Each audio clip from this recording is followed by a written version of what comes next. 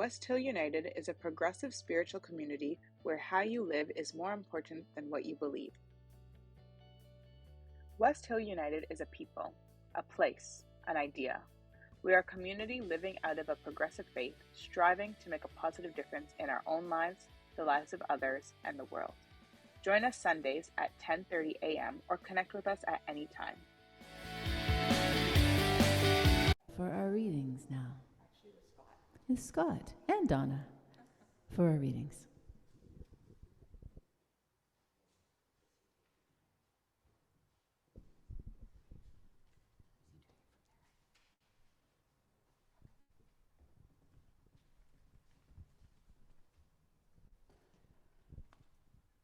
You need a mic.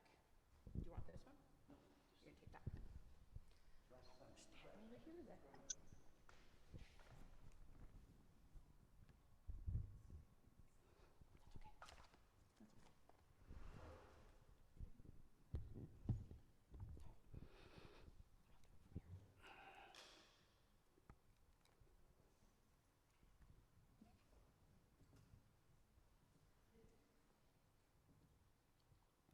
Confession.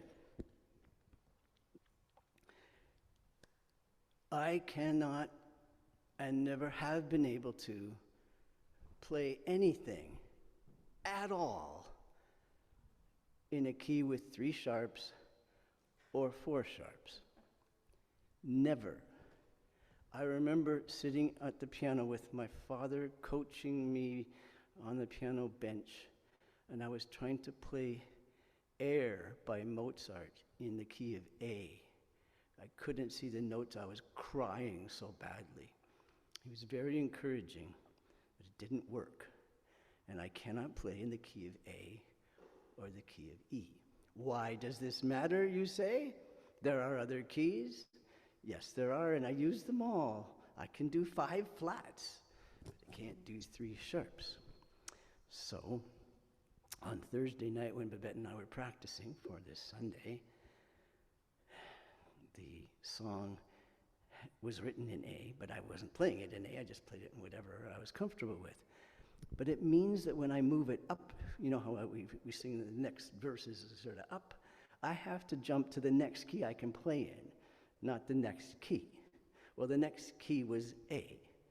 And so Babette, you know how very aggressive she is and directive and demanding. If you know her, you would know that. And I don't think anyone is surprised to hear that. So she said, why don't you try to play the key of A? And I left the room for a while, came back. No, I didn't. So I tried. And because it was written in A and it was very rudimentary, I played it with several mistakes, but finished it. When I went home, I thought, okay, I could play in the key of A. And I tried to play it at home, and evidently the piano is much different. The keys are in different places on the keyboard there, and I couldn't do it at all. And so I lost my nerve. So when we got here this morning, it was written down. Babette said, we're going to do an A flat, and then A, and then B flat. I said, no, I just can't do it. I cannot do it. And I didn't. And again, you know, that has probably fractured our working relationship to pieces because of that. But it's just one of those deficits that bothers me, but I can't seem to get past it. I will work on it. We are together today about music. And I've shown you some of the books that I've worked through in my life in theory and harmony and the history of music. I'm wearing a tie. You can't see, and it's kind of important to me. There are little musical notes all over. You can inspect it later. I will try and show it on the Zoom screen for the little tiny notes, what we miss, the music that we miss. It's so small, or someone tried to sing a song and we didn't hear it, and so I wore this tie this morning. Music has meant a great deal to many people. As a man named Henny Youngman has said this. Some people ask our long marriage. We take time to go to a restaurant twice a week, a little candlelight, dinner, soft music, and dancing. She goes on Tuesdays and I go on Fridays. That's how music has worked in their life. The theme that I wanted to capture about music, because we could do a music workshop and you'd be more informed about music, but that's not why we gather here, just to learn things. We want to learn things or be exposed to ideas that matter on Tuesday and Thursday in our life. And so I've taken two themes, and I'll pop the third one in just at the end, but the two themes that come out of music that match life so perfectly. And the first one is composing. We compose music, and we compose our life as we go. We are composing our life as a composer is composing the notes on a page. We compose our life, and a composer composes music with what's available. There's only so many notes. There's many kind of instruments. There's many kind of genres of music. And we compose music, and we compose our life with who we are.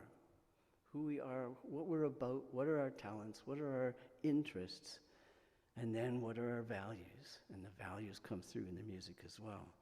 So composing is about learning, about planning, about creating, about developing, changing, trialing, troubleshooting, feedback, criticism. All that goes into creating a piece of music. And it does go into creating a life. And I wanted that to be one of the themes we're thinking about, is composing our life as we compose music, as people compose music. And the other part of composing, once you've composed it, is the performing of it, is the acting it out. And the same in life. Once you've composing your life, and as you go, you're performing, you're speaking, you're doing, you're buying, you're quiet, you're planting, you're talking one-to-one with someone, or two-to-two, or a whole crowd of people. You're writing letters, but somehow or other you're presenting yourself in the mix of this world to other people, to people you like, to people you don't like, to people you wish were different, but that's the mix that we're all in. So composing and performing, composing and performing. So one of the quotes on the e-blast was by Frank Zappa, who, if you like that particular kind of music, he's a composer and a invention. And he once said, music in performance is a type of sculpture. The air in the performance is sculpted into something. I love that. It's just air and sound, and the composer sculpts it into something as we are sculpting our life. The access we have to music has changed so radically, and I'm just doing a tiny bit of history to take you through your life and the lives of people before you. For a long time, for the past 7 years, it would have started that the only music you would have heard is if you went to a live concert, or if you had a little radio and you could turn a dial and hear a concert or hear somebody singing on the radio. And then music began to be available on television. And then you could watch bands, whole bands. Lawrence Welk show. Lawrence Welk, long before my time. And then records came out. And first of all, in the 1800s, they were just made of wax and they wore out, but then they got vinyl and they're coming back a whole lot. 1970s to 1990s, 8-track tape. How many here have had an 8-track tape in their life? Weren't they a pain? They were quite a pain. And then they were replaced by cassettes, right? Which could also be a pain when it jammed and wound up and you had to splice it and fix it up again. And then, of course, CDs, which are much better, excepting they can scratch and never sound the same again. Then MP3s, and now iPods, and then there's sources of music, Spotify and iTunes, and all the complications of that. But I have a few pictures for you to look at, and I'm going to ask Donna every now and then to bring a reading that brings us home to those ideas. So Donna, if you could share with us the words of Charles Darwin. Charles Darwin. If I had my life to live over again, I would have made a rule to read some poetry and listen to some music at least once every week. Now catch that. When he lived, he wanted to try and listen to music at least once a week. How many times do you hear music? Because of all its accessibility to us, you don't have to wait for the next concert to come to town, because we take for granted how available for us. Well, to go back to in time for when people were composing and performing, the first slide, the picture, if we could have the first PowerPoint slide. First PowerPoint slide. There we go. That is an Aurignacian flute made of bone and ivory. It represents one of the earliest known musical instruments, and it provides proof that prehistoric humanity had music. That flute is somewhere between 35 and 43,000 years old. Incredible, but music was happening then. Next picture. Next picture. You got it? Okay, yeah, that'd be good if you nod when the next, and I don't have to turn around, and Sony's so good, thank you very much. That is an epitaph, and that is the oldest surviving piece of music written down.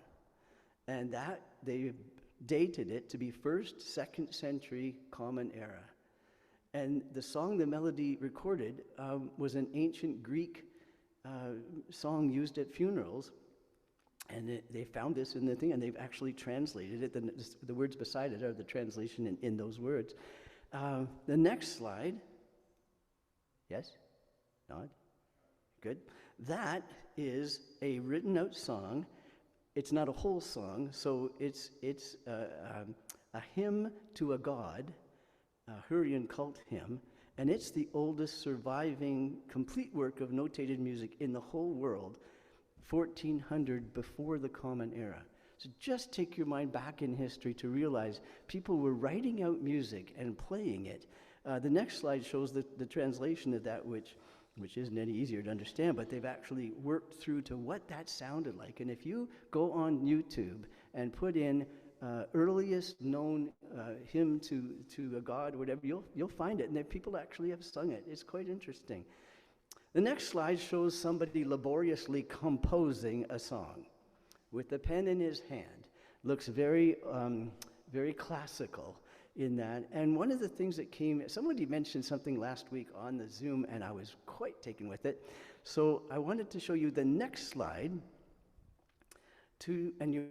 This is because although there have been hundreds and hundreds of female composers over the years, from the very beginning of music started, nobody ever hears about them because they're never included in the history books or in the anthologies of music. This woman here is the only one you may have heard about, and I'm guessing the reason you heard about her is because of her husband, who was Robert Schumann, and she is Clara Schumann, and so somehow she tagged in and gets in the history books, and that's her picture.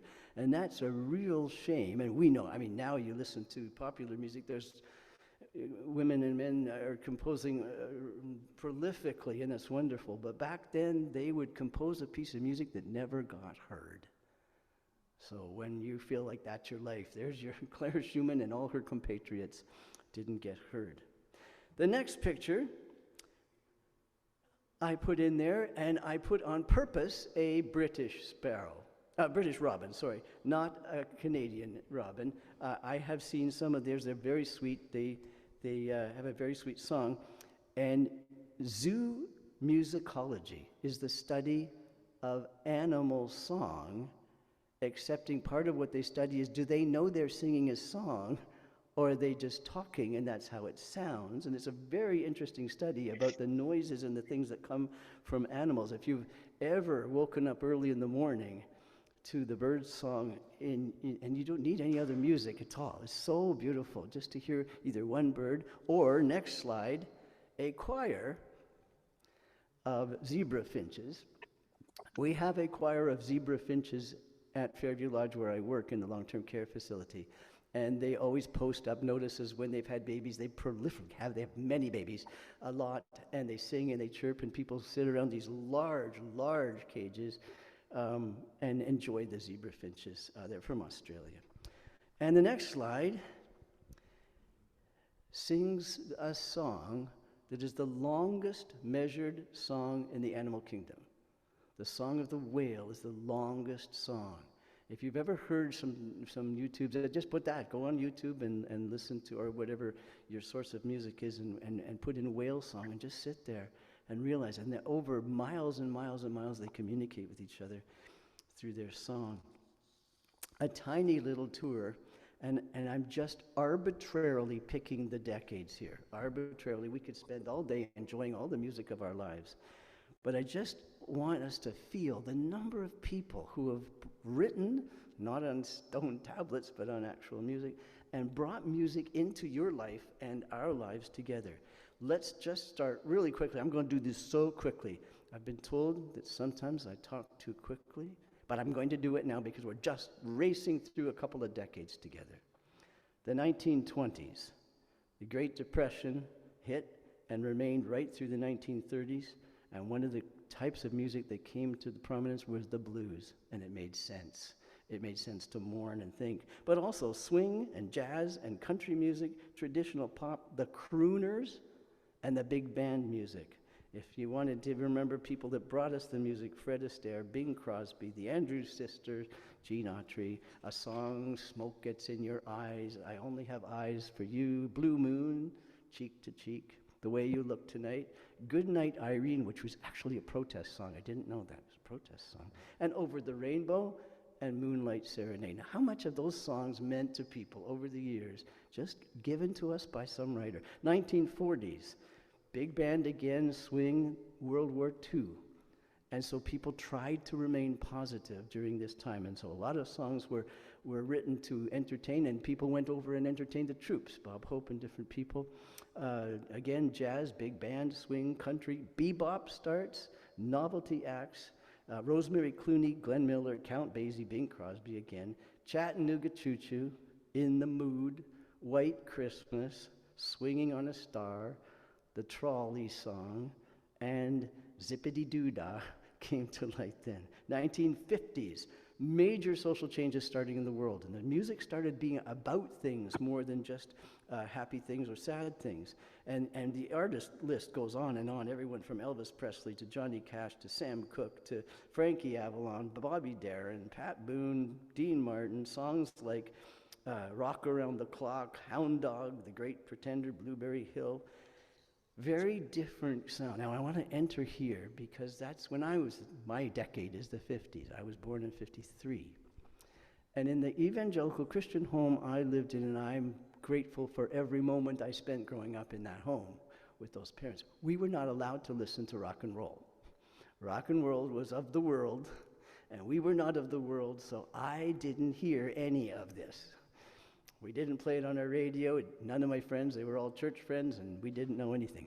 One day, when the CBC radio was playing in my room, I had bronchitis, I was home from school. One day, I turned the dial. And I heard a song that someday the rain must fall, someday if ever, I heard that. I thought, oh, it's one of those.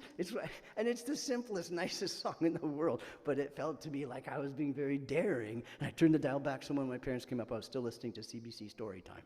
And different people were exposed to different things. The 60s, oh my goodness, they couldn't really stop me as a teenager from being exposed to the other songs. But there were two kinds. There was commercialism in a manufactured band. The Monkees were put together for the TV program. The Archies were put together for the TV program. But then you start with Bob Dylan and Jimi Hendrix, and the Beatles were all over the charts. The Rolling Stones, the Supremes, there was so much soul. The Drifters, Chubby Checker, the Twist. And now I'm in the music world. Now I'm listening to this. Eventually, Christian music absorbed that and started sounding like that, so I was comfortable with that. And then that's sort of popular music, but then there's the musicals. Now, some people just plumb don't like musicals. I love musicals. I love them all, and I'm just going to name some of them here. The Music Man. What's the song from The Music Man? 76 trombones, right? Frozen, Singing in the Rain, Oliver, Sister Act, Annie, My Fair Lady, South Pacific, Oklahoma, Mary Poppins, Fiddler on the Roof, Mamma Mia, Little Shop of Horrors, The Lion King, Newsies, so much. a writer sits down and writes from his heart and gives us this music which is so singable and means so much in our lives and has helped people in nursing homes, in sick beds, in times of difficulty, in summer holidays in a rowboat out on the lake. This music of our life. Operas may not be your taste exactly, operas, but operas, The Marriage of Figaro, The Magic Flute, William Tell, Madame Butterfly, Turandot, The Ring Cycle, The Merry Widow, and Porgy and Bess, which some people didn't think was an opera because it was too American, but it was. It was an opera. So that, now, classical music. I have 25 playlists of classical music at home. And you would know the major people that are on there. If I say these names, you would say, yes, I could see why. So Beethoven, Bach, Brahms, Dvorak, Elgar, Holst, Mahler, Mendelssohn, the names that most people hear. I want to give you Bach. I find Bach is probably one of the most, he's genius musically, genius.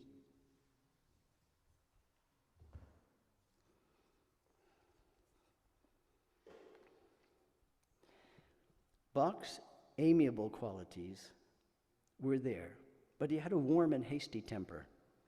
On one occasion, an organist at St. Thomas's Church, who generally played very well, struck a false chord, and Bach flew into such a passion that he tore his wig off and threw it at the unfortunate man's head with the thundered exclamation, "You ought to have become a cobbler rather than an organist."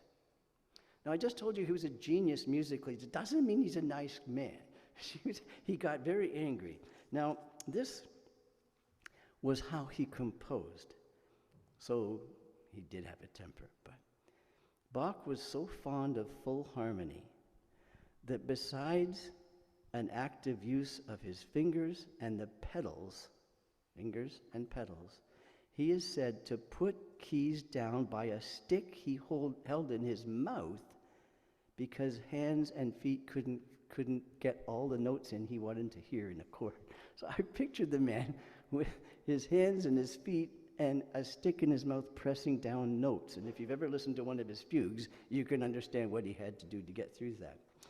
The Handel, one more vision into their personality.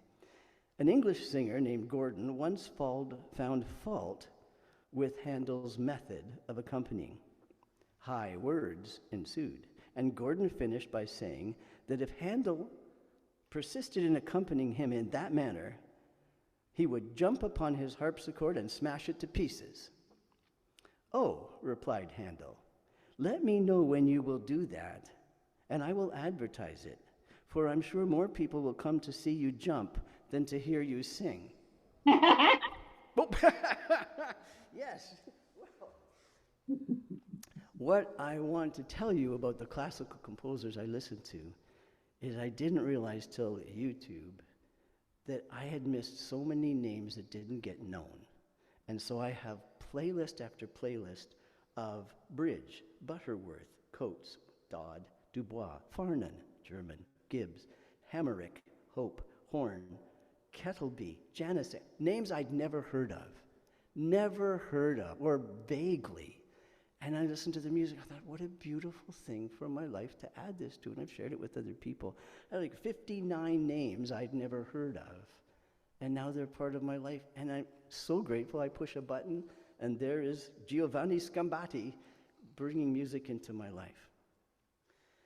So, that's the history.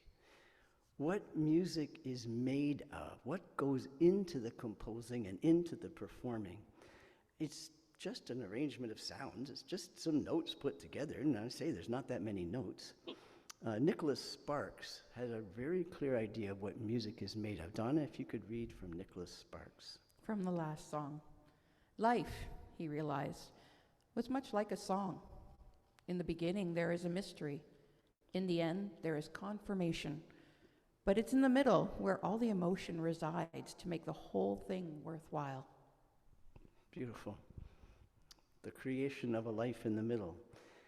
Now this is going to get a little technical, so just sort of adjust yourself in your seats and you'll make it through. I'm not going to get that technical, But I really love the way you can parallel this with life itself, not just music. What music is made of, what life is made of. There's 7 of many, many elements of music, but here they are. And if you've ever taken music, if you've ever made to study it, you know these. There's melody and harmony, tonality, rhythm, timbre, expression, and form. Melody, the tune, what you would go away singing. Most people can't sing in harmony all by themselves because we sing one note at a time, although there are people in Europe who can sing 2 notes at a time, which is quite amazing. But melody is the horizontal movement of tune. It moves forward. Once you've left a note, you're not there anymore. It's sound. You hear the note, and you're on to the next note, and the next note. So if you said, what is the piece of music? You can look at it, but you have to hear it piece by piece by piece, which is exactly like our lives. Once we've had an experience, when we move on, time keeps moving. The melody of our life keeps moving. Harmony. Harmony is not just an individual note, but a note that's put with it. So that could be an interval, it could just be 2 notes, it could be 3 notes, and it could be Bach with a stick in his mouth, making it 19 notes in one chord. But that's together. There are people we are stuck with. There are people we choose to be with. There are people we wish we saw more of. But the harmony, the feeling of it, the sound of it is different with every connection we have. You've had friends that you've known for a long, long time, and you've had people you've met recently. And where you connect and what happens with the 2 of you or the 3 of you or all of us in the room is the harmony of this place. But once we're gone, we're into other connections with people. And it's the same with the song. The harmony goes on. Sometimes the harmony is very simple. Sometimes it's complex, but it keeps moving. So melody and harmony. Tonality has to do with the mood of a song. And it won't go into the details, but there's a major and a minor sound. And the major sounds basically happy and okay and fine. And the minor sounds deeper and sometimes darker and sometimes sadder. And the way the words would go with that, or just the feeling of it. Sometimes you're in a mood where you just want to hear something gentle and sad or soft. And other times you want to hear something that's going to make you go out into the backyard and get the weeds out of the garden. So there's all kinds of, and whatever feels at home in that, that's your home for that piece of music. So melody, harmony, tonality, and then rhythm. Rhythm is the tempo of your life. How fast you live, how slow you live, how more slowly you live than you used to live, how more difficult things are, how the tempo you keep, you have to rest more than you did before. Now, obviously, Kevin is resting just exactly how Anne wants him to. We push ourselves with the tempo. And people will, I remember being in a large church playing the organ, and someone came up to me right after, and she said, "You played that hymn too fast." And I said, "Okay, I'm sorry." And then someone else came up on the other side of me and said, "That dragged. That was just so slow, that hymn was." And I thought, somewhere in the middle, but we have a different sense in time. Rhythm is the arrangement of sounds and silences. It wouldn't be rhythm if it was just all the time. It's the sounds and the silence. So how do we pace our life so we have sounds and silence, busy and rest, challenge and comfort? The tempo of our life is so important. Timbre is the color of a song, the feeling of it. The note A on the piano sounds like the note A.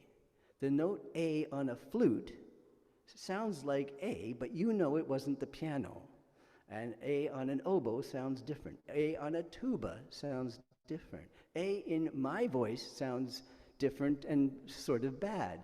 And A and Babette and Donna's sound, but you would know the difference between their voice. Timbre is the difference of the tone of the quality. The people you know bring different color to your lives. You bring different colors to their lives. And together you make the tone, the feeling, the color of that relationship. So the same instrument, even played by 2 different people, can sound slightly different. So there's the variety, the diversity that we need so badly, and the difference in the tone. Second last is expression. An expression is how a composer crafts a song to express some feeling. some idea, something. And it could be, I mean, there's been music that has been played to an audience during an occupation of the enemy, and the folk song brought everyone to tears because they remembered their homeland. You saw that displayed in The Sound of Music with Edelweiss, the song there. But there's other songs. Finlandia, those songs have meant have expressed feeling without being aggressive in their words. They just are celebrating something, but what it meant to people. Form defines, this is the toughest one, defines form as a series of, now think of your life, strategies designed to find a successful balance between unrelieved repetition and unrelieved alteration. Too much of the same thing, we fall asleep. Thank you for not doing it so far. Too much of the same thing, we fall asleep, we're bored, too much of difference, and it's too confusing, too overwhelming. So there's that balance in a piece of music, balance in a concert repertoire, to get the balance between the repetition and the variety. Lastly, what music does for us, how we have used music over the years. I mentioned before, Dick Clark says, music is the soundtrack of your life, the soundtrack of your life. It has played a role in social activities, in birthdays, in other rites of passage, at Christmas, at summer holidays, family celebrations. One of the ways music has helped people is escaping from the busyness and the stress. Donna's going to read to us from a quote from Chuck Klosterman in Killing Yourself to Live, 85% a true story. Donna? I love the way music inside a car makes you feel invisible.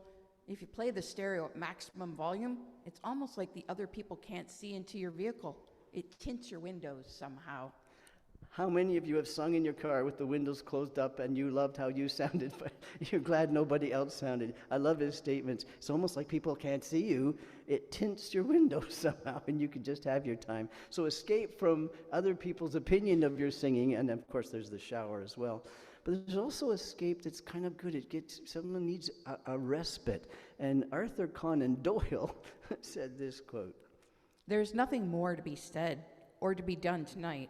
So hand me over my violin and let us try to forget for half an hour that miserable weather and the still more miserable ways of our fellowmen." He just didn't want to hear another bad thing. So hand me my violin and let's have an evening together. There's other ways we've used music. Music can also be annoying. If your neighbor is playing a kind of music you don't like, and they don't stop till 3 in the morning, and we've had this at home, and I'm sure you've had that sort of thing, of the noise of it, or the run. So music can actually, in the wrong place, in the wrong time, be annoying, whereas if you were maybe at the party, or not. And that's the same thing with life. There can be situations that just are too annoying, they're too dumb. We need to back up and have a time of our own. And then there's musical criticism, how people will write about a concert or write about, I saw George Bernard Shaw would write about music and say good things and say bad things, and everyone has opinions of that. Now, I have been lectured by very good friends, because very good friends can lecture you, and very good friends should lecture you when you cross a line or when you express something that could hurt someone. And people's opinion about types of music is their right to have, but often can squelch somebody else or hurt somebody else. And I've had to learn to phrase my opinions. I mean, so what if I like something or I don't? But we can squelch or we can lift up. If you ever been to a recital or something, and you really didn't like the music, but you were supporting the person that was doing it. Maybe it was your grandchild, maybe it was somebody. And so the idea of supporting music, even if it's not your favorite kind. I won't take a toll in the room about what your favorite kind of music isn't. What usually gets mentioned is bagpipes, and I love bagpipes, but some people don't. And accordions are often mentioned in something people don't like, but accordions have been able to bring music into situations where all they had was that all over the world. So There's kind of country western music. There's people that love it and people that don't. Classical music, opera. The last kind I want to tell you about is the protest song. The protest song, starting with the 50s or the 60s. Donna, if you could read something written by Bono. Pop music often tells you everything's okay, while rock music tells you that it's not okay, but you can change it. Different kind of song that was in the 40s and the 50s. Social movements that have been associated with song include the abolition movement, prohibition, women's suffrage, the labor movement, the human rights movement, civil rights, the Native American rights movement, the Jewish rights movement, disability rights, anti-war movements, the 1960s countercultures, feminism, sexual revolution, gay rights have been accompanied by song, protest songs. In the 18th century, a feminist protest song was written called The Rights of Women. No, I'm wrong. The Rights of Woman. Singular. The Rights of Woman. And it was sung to the annoyance of many men to the tune of God Save the King. So I would have loved to have heard that. It was published in 1795, a protest song about women's rights in 1795. John Lennon sang Imagine. He also sang Give Peace a Chance. Bruce Springsteen, Born in the USA. He was outraged because Ronald Reagan took it as his campaign anthem, and Bruce Springsteen had written it about how the veterans from Vietnam were being ignored. He didn't want it used to champion a president. Marvin Gaye, the song What's Going On? Anti-Vietnam War protest. Stevie Wonder, Living for the City, was about what a country boy moving to the city, how he gets lost with no support. That was Stevie Wonder. The line in it, I hope you hear inside my voice of sorrow, and that it motivates you to make a better tomorrow. Stevie Wonder. Tom Robinson, 1978, Glad to Be Gay. 10 years after homosexuality was decriminalized in United Kingdom, Robinson wrote this song, and the BBC refused to play it on the top 40 countdown, although it had been very popular. But it became an anthem for gay liberation in Britain. Peter Gabriel, Chicago, he spun off from Chicago, wrote a song called Biko, an anti-apartheid activist in South Africa, and the film Cry Freedom was made from that. Bob Marley, inspired while walking through Haiti, while looking at the poverty and being alarmed by it, and he wrote, Get Up, Stand Up. So the song was used to protest. And then we use music to heal and to help.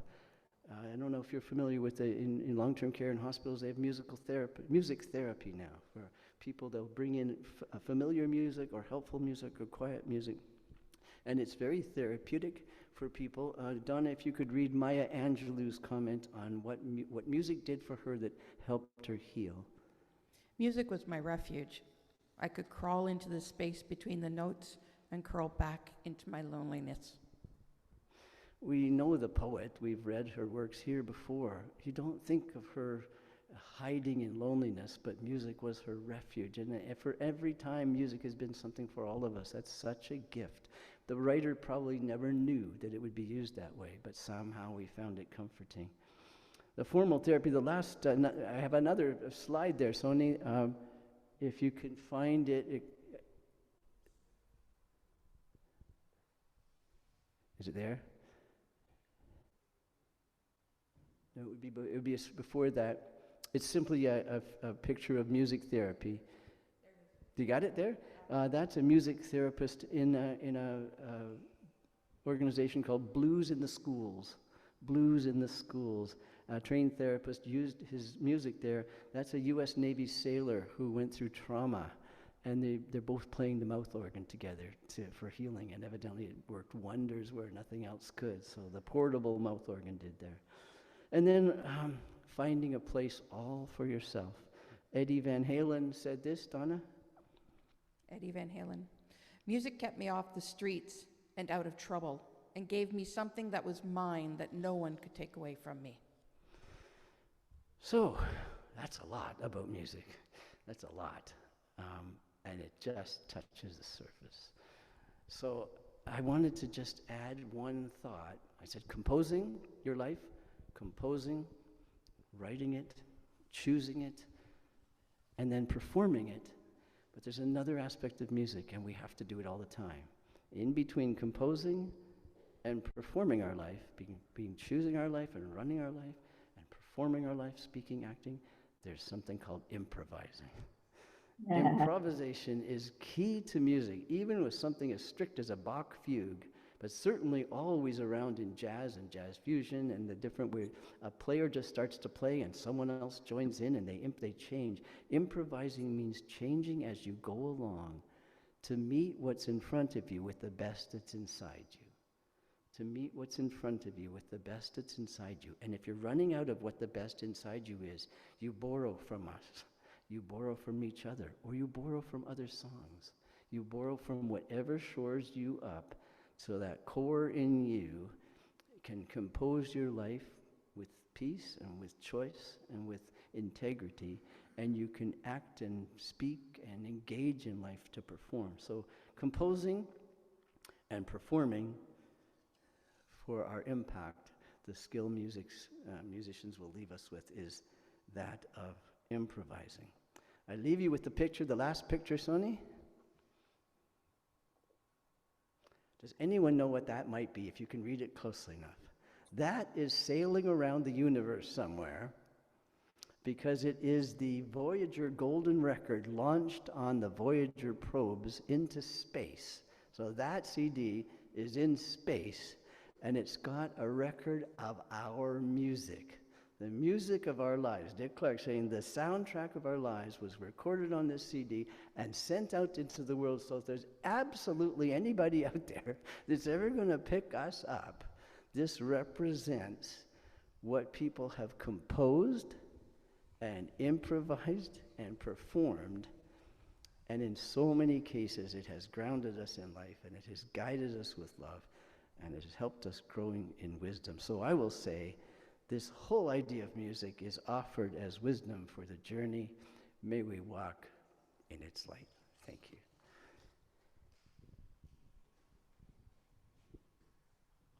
you. Become a sustaining champion of West Hill United's work by committing to an automatic monthly donation. Learn more or donate now through Canada Helps.